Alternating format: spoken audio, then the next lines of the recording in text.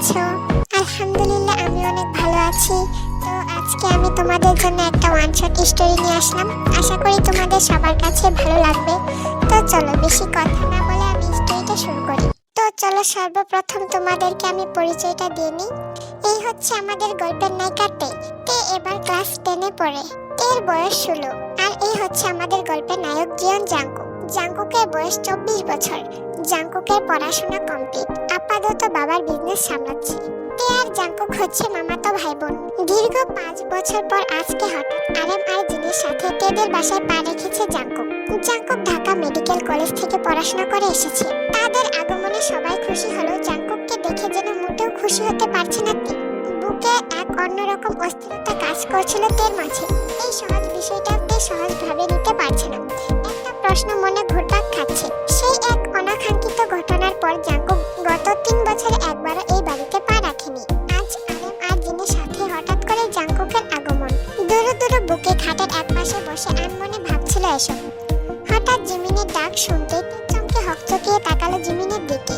জিমিনকে দেখে তে বুকে হাত রেখে একটা স্বস্তির নিঃশ্বাস ছাড়লো।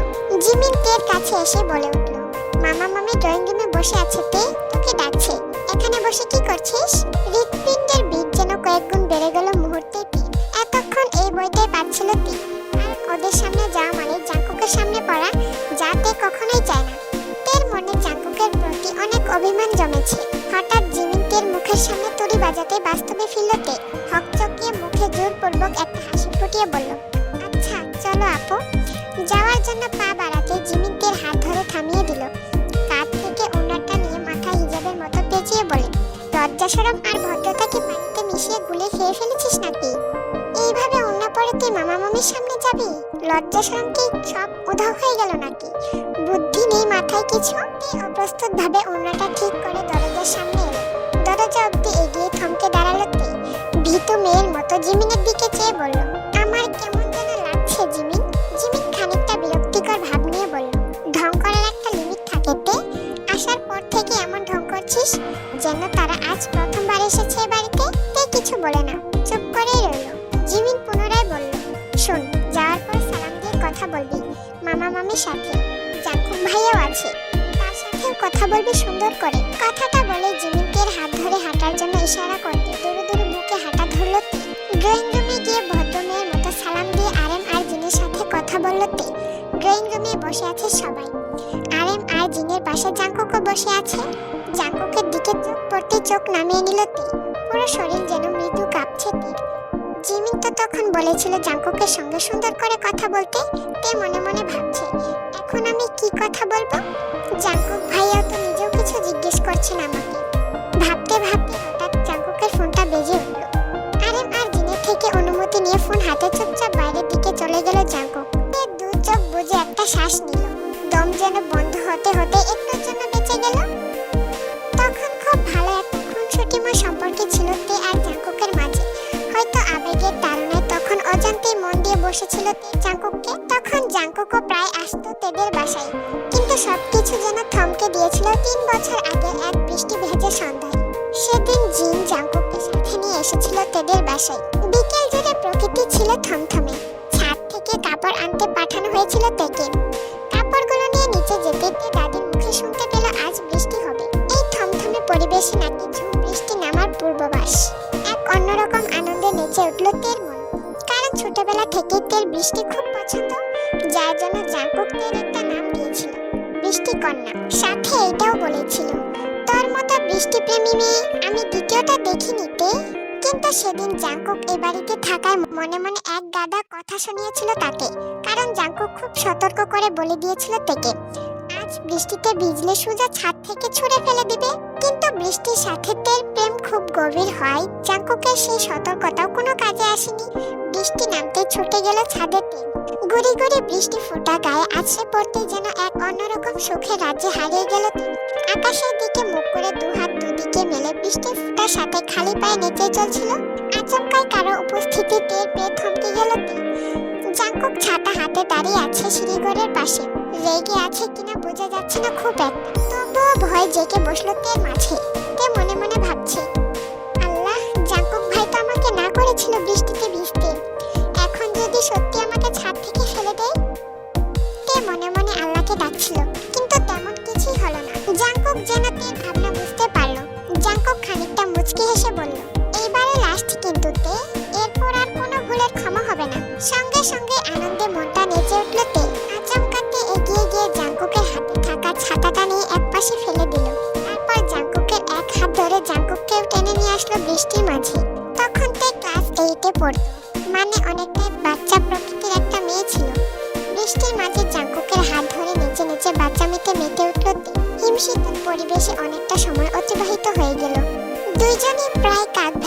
গেছে পুরোপুরি।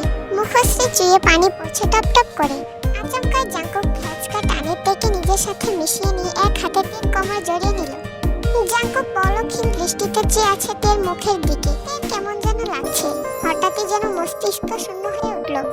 কিছু না ভেবে পেয়ে আবেগের বয়সে আবেগটায় প্রশ্রয় দিতে চোখ বুঝে নিল তে। কয়েক সেকেন্ড পার হতে জাঙ্কুক তে ঠোঁটে ঠোঁট ছুঁয়ে দিল। তে সারা শরীর কেঁপে উঠল সঙ্গে সঙ্গে।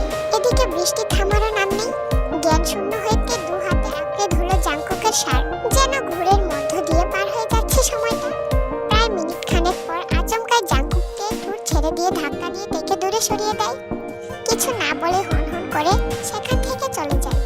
জাঙ্কুকের এমন হঠাৎ তৎক্ষণে অবাক হলো তে খানিকটা। লজ্জা আর অপমানে আর চোখে এক পলক তাকালো জাঙ্কুকের চলে যাওয়ার দিকে। মুহূর্তে চোখের আড়াল হয়ে গেল জাঙ্কুক।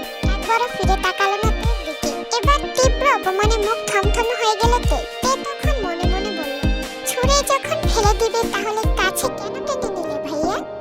আর কাছে যখন টেনে নিলে এভাবে ছুঁড়ে ফেলে দিয়ে চলে গেলে কেন? ছোট্ট মস্তিষ্কে এই একটা প্রশ্ন চেপে ধরেছিল তে। পরদিন সকাল সকালে কলেজের অজুহাতে চলে গিয়েছিল জাঙ্কুক তেদের বাড়ি থেকে। সেদিনের পর থেকে গত 3 বছরও জাঙ্কুক এই বাড়িতে পা রাখেনি। আর না তের সাথে একবারের জন্য কথা বলেছে। জাঙ্কুকের শূন্যতা থেকে মাঝে মাঝে খুব করে কাঁদাতো। আজ 3 বছর পর সেই মানুষটা আবারও তের সামনে। তবে বদলে গেছে অনেক কিছুই। তারা দুজনের কেউই এখন আর আগের মতো ছোট কিংবা অবুঝ নয়। সন্ধ্যায় চায়ের সাথে সবাই আড্ডায় মেতে উঠেছে। কিছুক্ষণ পর জাঙ্কুকও যোগ দিল তাদের সাথে। রুমের দরজা অব্দি গিয়েও তাদের সাথে আর যোগ দেওয়া হলো না তে। চুপচাপ ফিরে হাঁটা ধরল ছাদের উদ্দেশ্যে। ছাদের এক পাশে নীরবে দাঁড়িয়ে রইল কিছুক্ষণ তে। হঠাৎ পেছন থেকে একটা পুরুষালী শব্দ ভেসে আসতেই তে সারা শরীর যেন শিউরে উঠল। রেলিংয়ে হাত রেখে দাঁড়িয়েছিল তে। তে চমকে পেছনে ঘোরার আগেই জাঙ্কুক এসে কিছুটা ঝুঁকে তের হাতের উপর ভর দিয়ে পাশে দাঁড়িয়ে প্রকৃতির দিকে তাকিয়ে রইল। অন্যদিকে যে খুব শান্ত গলায় জাঙ্কুক বলল, পালানোর বৃথা চেষ্টা করে কতটুকু সফল হতে পারবি পিচ্চি? তে কিছু বলল না, একই ভাবে দাঁড়িয়ে রইল। কিছু সময় নিশ্চুপ থেকে জাঙ্কুকের দিকে না তাকিয়ে তে বলল, যে মুক্তি পেতে চাই সে অনেক আগেই পালিয়ে গেছে। আমার নতুন করে পালানোর প্রয়োজন নাই। তের কথা শেষ হতে জাঙ্কুক স্বাভাবিকভাবেই বলল, পালিয়ে যাওয়া মানুষ কি কখনো নিজে থেকে ফিরে আসে নাকি? তে এবার জাঙ্কুকের দিকে ফিরে তাকালো। বুকের ভেতরে ধুকপুক যেন বেড়েই চলছে। কান্নাও আসতে চাইছে খুব করে। তবুও নিজেকে স্বাভাবিক রেখে তে বলল, উদ্দেশ্য কি আপনার? জাঙ্কুক কোনো কিছু না ভেবেই বলল, সেই ভুলের প্রায়শ্চিত্ত করা। করুণা করতে চাইছেন জাঙ্কুক ভাই? না তো, করুণা করলেও কারোর করুণার প্রয়োজন নেই আমার। তাছাড়াও আপনার প্রতি এক আকাশ সমান ঘৃণা আমার। তের কথায় জাঙ্কুকের সোজা সাপটা উত্তর। ঘৃণাকে ভালোবাসার চাদরে মুড়িয়ে নিব? তে ভেতরে ভেতরে কয়েকটা শ্বাস নিয়ে নিজেকে শান্ত রেখে বলল, চাই না আমার আপনার ভালোবাসা। এসব সস্তা ভালোবাসা অন্য কারোর কাছে গিয়ে দেখান, আমার কাছে না। দূরে থাকুন আমার থেকে। কথাগুলো বলতে কেমন যেন বাধা দিচ্ছিল তের মন বারবার। তবুও নিজেকে শক্ত রেখে কথাগুলো বলে হাঁটা ধরল সামনের দিকে। জাঙ্কুক শান্ত দৃষ্টিতে তের দিকে চেয়ে আছে। পেছন থেকে জাঙ্কুক শান্ত স্বরে বলে উঠল, আমার হৃদয়ের দৃষ্টি খুবই তীক্ষ্ণ। তাই অভিমানী দৃষ্টি আড়ালে লুকিয়ে থাকা ভালোবাসা একদমই চিনতে ভুল করিনি আমি। আর যদি হয় সে আমার জীবনের প্রথম ও একমাত্র ভালোবাসার মানুষ, আমি সেই ভালোবাসার মানুষকে কখনোই ছেড়ে যাইনি। শুধু ক্ষণিকের জন্য দূরত্ব বাড়িয়েছিলাম, যেন অল্প বয়সে কলঙ্কের দাগ না লাগে। আমার ভালোবাসাকে কেউ কলঙ্কিত করতে না পারে। কারণ ভালোবাসা রূপ বা যৌবনের লোভ নয়। ভালোবাসা মানে আমার অপর সত্তাকে তোমার মাঝে খুঁজে পাওয়া, যাকে ছাড়া আমি অপূর্ণ, সত্যি খুব অপূর্ণ। এবার জাঙ্কুকের দিকে ফিরে তাকালো।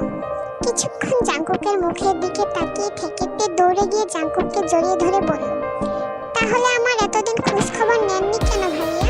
কেন আমার সঙ্গে যোগাযোগ করেননি? আপনি জানেন আমি কত ছটফট করেছি আপনার জন্য, কত কান্না করেছি। আপনি অনেক পচা জাঙ্কুক ভাই। ইস, আমার পাগলিটা আমার উপরে অনেক রাগ করেছে, তাই না? ঠিক আছে, আর এমন হবে না। কান্না করিস না প্লিজ তে। জাঙ্কুক তের চোখের পানি মুছে দিয়ে নিজেও তেকে জড়িয়ে ধরে। ভালোবাসি জাঙ্কুক ভাই, আপনাকে অনেক অনেক অনেক বেশি ভালোবাসি। কখনো ছেড়ে যাবেন না তো আর? তোকে তো ছেড়ে যাওয়ার প্রশ্নই আসে না। আমি তোকে আমার এই মনের খাঁচায় বন্দি করে রাখবো না, আমি কখনো তোকে ছেড়ে যাব না, তোকে যেতে দিব। তোকে আমার মনের ঘরের রানী করে রাখবো আমি, আর সেখানকার রাজা হব আমি। অনেক ভালোবাসি তোকে তে। আমিও আপনাকে অনেক ভালোবাসি জাঙ্কুক ভাই। ড্রয়িং রুমে সবাই খাবার খেতে বসেছে। এমন সময় জিন আয়ু আর জেহুপের উদ্দেশ্যে বলে ওঠে, আয়ু বোন আমার, তোর কাছে একটা জিনিস চাইবো, দিবি? আরে আপা, কি যে বলো না, তুমি একবার বলে দেখো, তাহলে কথা দে, পরে না করতে পারবি না। তখন পাশ থেকে জেহুপ বলে ওঠে, আরে আপা, আপনি একবার বলে দেখেন, আমার যে তোর মেয়েকে চাই আয়ু। কি বলেন আপা, আমার কোন মেয়ে? কে চাই? আমার ছেলের বউ হিসেবে। মানে কি বলতে চাইছেন আপনি আপা? হ্যাঁ আয়ু, তুই ঠিকই শুনেছিস, আমি জাঙ্কুক আর তের বিয়ের বিষয় নিয়ে কথা বলছি। কিন্তু আপা, তে তো এখনো অনেক ছোট। তো কি হয়েছে আয়ু, তোর মেয়ে মানে তো আমার মেয়ে। তেকে আমি আমাদের বাড়িতে নিয়ে গিয়ে পুতুলের মতো করে রাখবো আমি, দেখিস, কোনো কমতি রাখবো না। তখন জেহুপ বলে ওঠে, আপা, আপনার সম্বন্ধে আমার কোনো আপত্তি নেই, আমি এই বিয়েতে রাজি। জেহুপের সম্মতি পেয়ে আয়ু মাথা নাড়ায়। তখন অন্য পাশ থেকে আরেম বলে ওঠে, আরে আমরা সবাই রাজি হলে তো হবে না, তে মামুনিকেও তো রাজি হতে হবে, তাই না? জিন এবার তের দিকে তাকিয়ে বলে, কি রে তে মা, তুই যাবি না আমাদের বাড়িতে আমার ছেলের বউ হয়ে? তে তো জিনের কথা শুনে একটু অপ্রস্তুত হয়ে যায়। সে ভেবেছিল জিন হয়তো জিজ্ঞেস করবে সে রাজি কিনা, কিন্তু জিন তো তাকে সোজা তাদের বাড়ির বউ হিসেবে নিয়ে যাওয়ার কথা বলছে। তে বেশ লজ্জা পেয়ে দৌড়ে নিজের রুমে চলে যায়। অন্যদিকে জাঙ্কুক খাবার খাচ্ছিল আর নিচের দিকে তাকিয়ে ঠোঁট কামড়ে হাসছিল। ঘড়িতে রাত 3টে। তে গভীর ঘুমে আছে, কিন্তু হঠাৎ তের ঘুমের মধ্যেই মনে হচ্ছে কেউ তার দিকে এক দৃষ্টিতে তাকিয়ে আছে। সঙ্গে সঙ্গে তের ঘুম ভেঙে যায়। তে তাকিয়ে দেখে চারদিকে অন্ধকার। তে বিছানায় উঠে বসে, তারপরে সুইচ টিপে রুমের লাইট অন করে। রুমের চারদিকে চোখ বুলিয়েও কাউকে দেখতে পায় না। হঠাৎ বেলকনিতে চোখ যেতেই দেখতে পায় কেউ একজন দাঁড়িয়ে আছে। তে উঠে আস্তে আস্তে বেলকনির দিকে যায়। বেলকনিতে গিয়ে দেখে জাঙ্কুক দাঁড়িয়ে আছে। তে একটু অবাক হয়, কারণ ওর রুমের দরজা তো ভিতর থেকে বন্ধ। তে তখন আস্তে করে বলে, ভাইয়া, আপনি কিভাবে এলেন এখানে? আর এত রাতে আপনি আমার রুমে বা কি করছেন? জাঙ্কুক কিছু বলে না, পেছন ঘুরে তে কানে একটা পদ্মফুল গুজে দেয়। তে অবাক দৃষ্টিতে জাঙ্কুকের দিকে তাকিয়ে আছে। তা দেখে জাঙ্কুক গলা খাকারি দিয়ে বলল, এভাবে তাকিয়ে থাকলে আজ পুরো রাত আর ঘুমাতে পারবে না কেউ একজন, তাই অগ্রিম সতর্ক করে দিলাম আমি। তে লজ্জায় রান্না হয়ে মাথা নিচু করে ফেললো। তারপর বলল, আজকে রাতে ঘুমাতে পারবেন না মানে? আজকে কি আপনি আমার সঙ্গে থাকবেন নাকি? তখন জাঙ্কুক মজা করে বলল, তে যেন এবার আরো লজ্জা পেল। জাঙ্কুক তের থুতনি তুলে ওর ছোট্ট মুখটা নিজের মুখের সামনে এসে বলল, এভাবে লজ্জা পেতে নেই পদ্মাবতী। তোর লাজে লজ্জা মুখটার কাছে যে এই পদ্মা ফুলের রঙও টিকতে পারছে না। তে লাজুক হেসে বলল, আপনি আমাকে এত লজ্জা দিচ্ছেন কেন? তখন জাঙ্কুক তের চোখের দিকে তাকিয়ে বলল, কারণ লজ্জা পেলে তোকে ওই কৃষ্ণচূড়ার ফুলে এনে একটা জীবন্ত ফুল লাগে। আর মাত্র কয়েকটা দিনতে তারপর তুই আমার হয়ে যাবি, আমার একান্ত নিজস্ব ফুল। অনেক ভালোবাসি তোকে তে। কথাটা বলে জাঙ্কুক তেকে শক্ত করে জড়িয়ে ধরলো। তেও জাঙ্কুককে জাপটে জড়িয়ে ধরলো। তাদের এই সুন্দর মুহূর্তের মাধ্যমে এই গল্পটি শেষ করছি। সবাই কমেন্টে বলে যাবা গল্পটা কেমন হয়েছে।